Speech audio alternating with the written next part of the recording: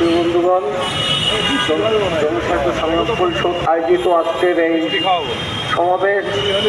এই সমাবেশে আমরা যে হামের যে টিকাদান কর্মসূচি জোরদার করতে হবে, তার পাশাপাশি আজকে শিশু হাসপাতালে যে দারিদ্র এবং শ্রমিক শ্রেণী, মধ্যবর্তী শ্রেণী, তারপরে যারা দিন এনে দিন খায়, তাদের ছেলেমেয়েরাই আজকে এইসব হাসপাতালে ভর্তি।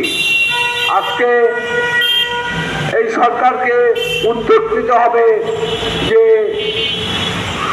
হামের যে টিকার যে কর্মসূচি, এই কর্মসূচিকে জোরদার করতে হবে এবং এটা হাম যে শিশু মরছে তার যে প্রতিকার, সেই প্রতিকারে অনেক দেখতেছি কোনো মন্ত্রণালয়ের কোনো জোরদার কোনো তৎপরতা নেই। আজকে শিশুরা যে হাসপাতাল থেকে ওই হাসপাতাল যাচ্ছে, আজকে আপনারা দেখতে পারবেন শিশু হাসপাতালে গেলে তার একটি দৃশ্য। তো আপনার এই মহামারী এই সরকারকে ঘোষণা করতে হবে এবং এইসব হামের যে দেশ অন্য অন্য যেগুলি আছে সেগুলিতে কোনো ধরনের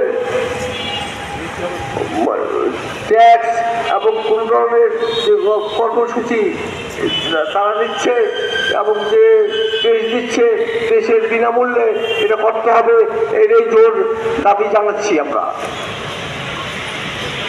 আজকে গরিব মানুষই আজকে হামের শিকার হচ্ছে। এই গরিব মানুষদেরকে এই সরকার দেখতেছে না। আমার মনে হয় আন্দোলনের মাধ্যমেই এই গরিব মানুষদের ঐক্যবদ্ধ হয়ে এটা প্রতিকার করতে হবে। এই বলে আমার বক্তব্য শেষ করছি। সবাইকে ধন্যবাদ।